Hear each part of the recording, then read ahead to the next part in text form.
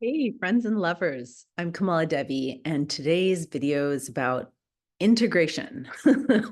I was looking for a topic that would be like an umbrella to try to hold all of what I'm going through. So integration's general enough.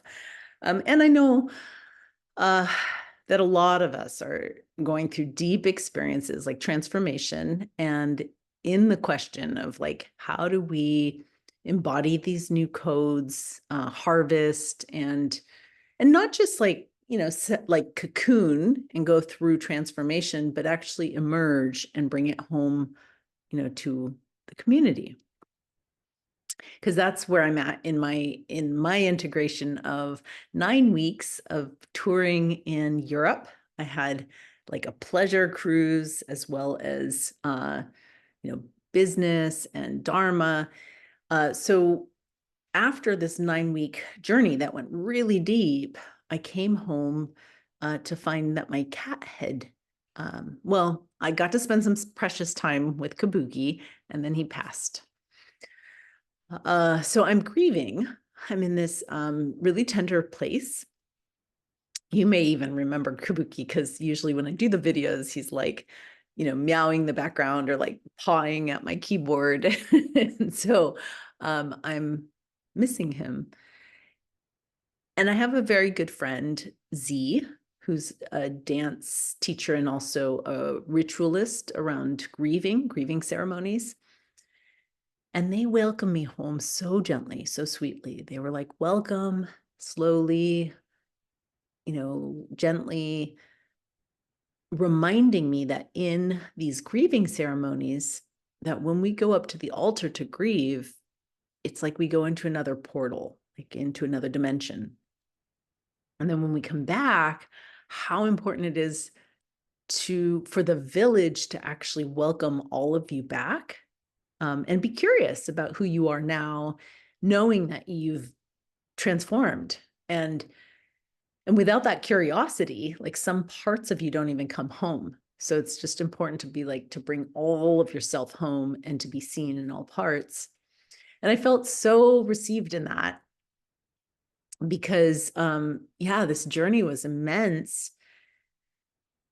And the gift of the grieving is like, after this 9 week trip, I might have just shook it off and gone back to business as usual.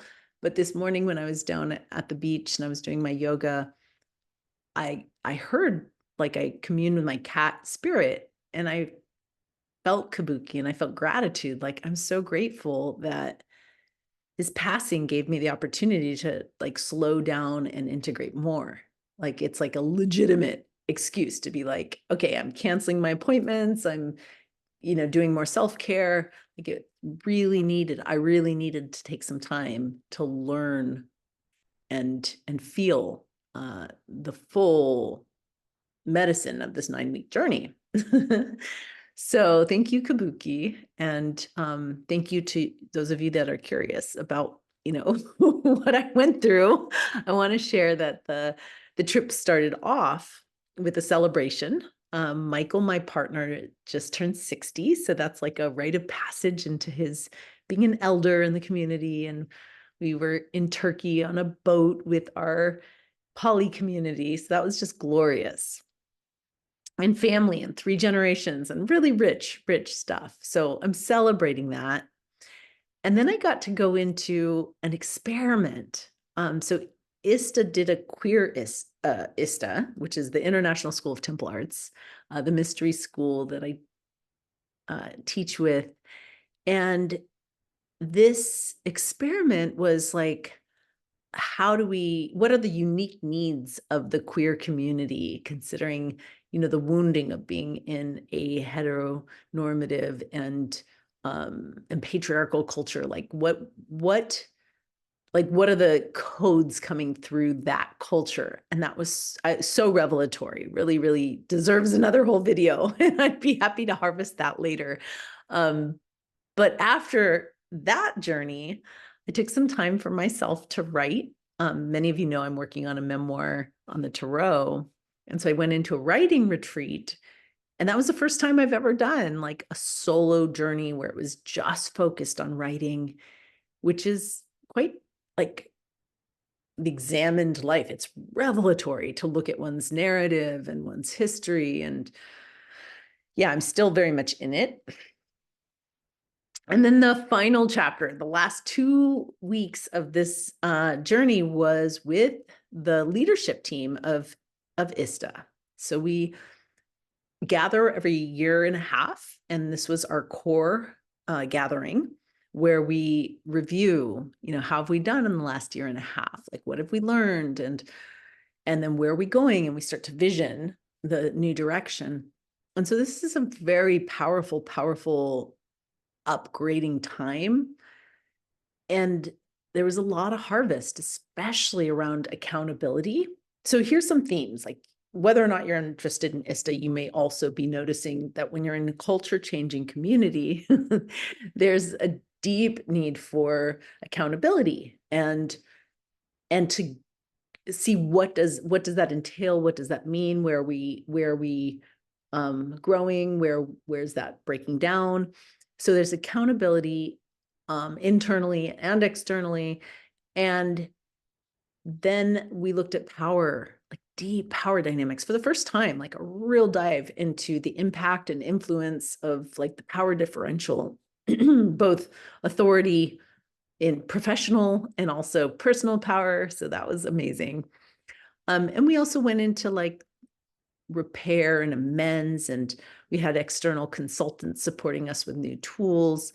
And if I was to say like those 2 weeks had a theme, I would like all in all, we learned to listen. And listening is so multidimensional. It's like listening to the self, listening to others, listening to the outside field, listening to the things that we resist or we cut ourselves off from. And that's been really deep because I'm still listening to like where we're doing the self-assessment and then opening to feedback. And there's also a bandwidth and a capacity that each of us have, not just the people in accountability, but like there's really only so much feedback that one can take, the ego can bear and needs to process. And so I'm in this huge wormhole, like processing all of this. And then I came home and, the loss of my cat has been like a time to go, okay, time to shed and to release and to take intentional space. And that was also, by the way, a theme at ISTA was how to be in right relation. Because sometimes when you're doing deep work with community, it's time to part ways to there's not necessarily an alignment of values, or there's opinions that differ and there's too much distance. But it is important at times to take intentional space and to get conscious closure and how to, to release. And I'm getting a lot of closure with different people and parts of ISTA and even local community. Like that process is it's tender. So I'm in this tender death portal, not just of my cat, but of, the relationships and the containers that don't serve. And, and how to do that with love, knowing that it may be, temporary. It doesn't have to activate our core wound of feeling like excommunicated or cut off. And it might activate those things, but that's not what's happening. It's just a matter of like, how do we grow? Sometimes we grow apart from each other, and sometimes we grow old. in the case of my cat was 17 years old. And so like mourning a grandparent or an elder, you say, oh, I knew they were going to go, but my animal and my heart still misses them.